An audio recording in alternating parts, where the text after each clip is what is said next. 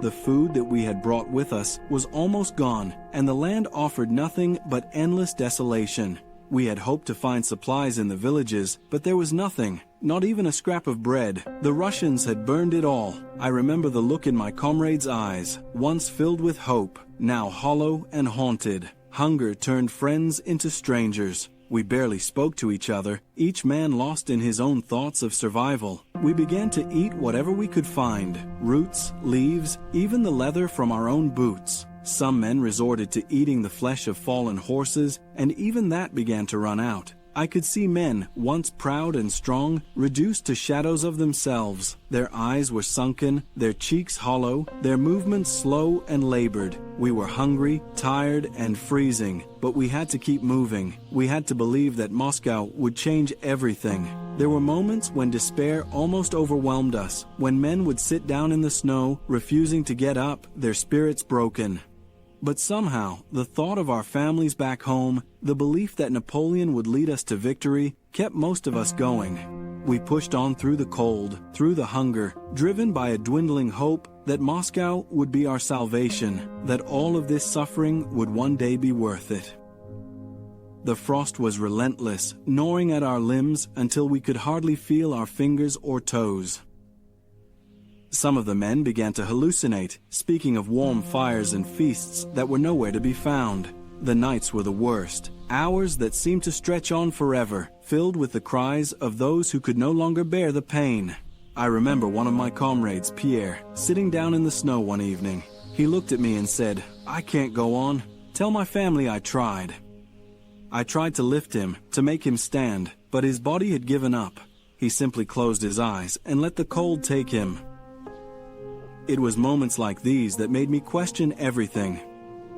Was this march truly worth it? Was the glory we sought worth the lives of so many good men? Yet we had no choice but to keep moving. The promise of Moscow, the dream of a warm place to rest, kept us on our feet. We clung to each other for warmth, for support, and for the faint hope that somehow we would survive this nightmare. The once orderly columns of the Grand Armée had turned into a scattered, struggling mass, each man fighting his own battle against the cold and the hunger.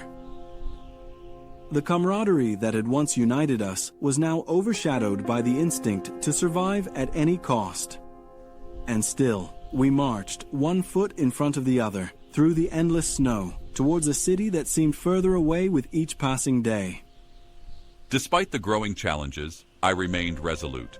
When we reach Moscow, everything will change, I told myself and my generals. Moscow was not just a destination, it was a symbol. Capturing it would mean the collapse of Russian resistance, the capitulation of Tsar Alexander, and the ultimate validation of my empire. My soldiers trusted my vision, and I could not afford to show doubt. We pushed on, even as the roads grew longer, the nights colder, and the food scarcer. The hope that had once shone brightly in the eyes of my men began to wane. The songs of triumph faded, replaced by murmurs of exhaustion and worry. Still, I held on to the belief that Moscow would be our salvation, that the sacrifices we made along the way would be worth the glory that awaited us. The cold was unlike anything we had ever known. It crept into our bones, numbing our fingers and toes until we could no longer feel them. I remember seeing men collapse in the snow, their faces pale and lifeless, their eyes frozen open in a final expression of agony. We tried to carry them, but soon we had to leave them behind. There were too many, and we were too weak. Each day, we lost more of our comrades, not to battle, but to the cold, to hunger, to exhaustion. The once proud Grande Armée was falling apart, and we knew it. The morale that had once kept us moving was fading. Men whispered to each other about home, about how they would never see their families again.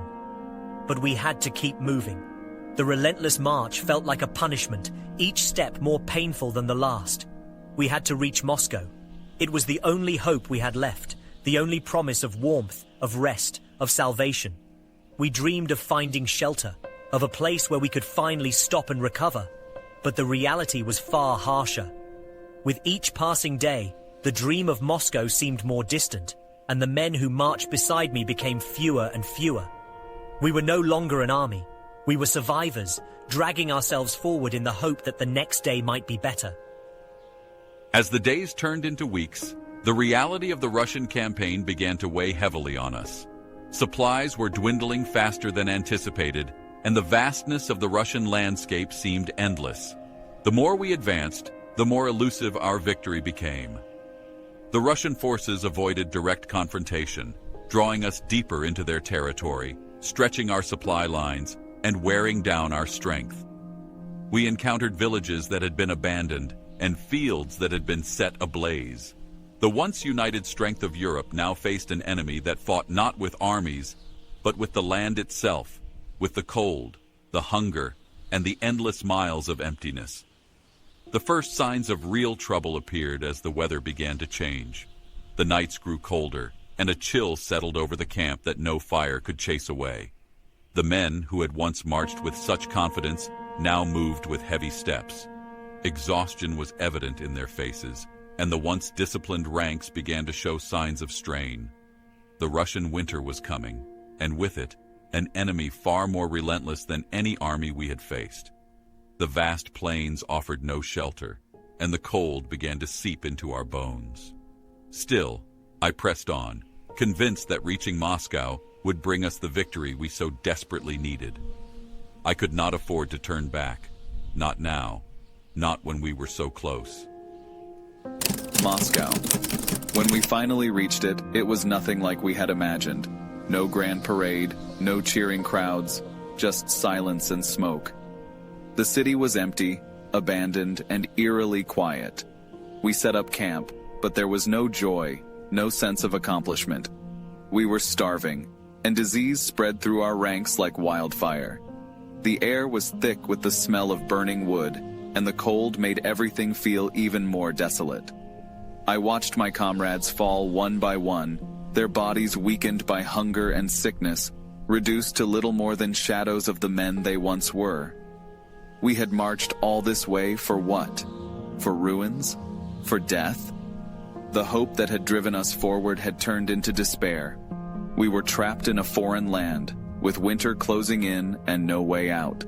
The nights were long, filled with the distant cries of the dying, and the flickering campfires did little to fend off the darkness. Each day that passed was a reminder of our failure, of how far we had come only to be met with emptiness.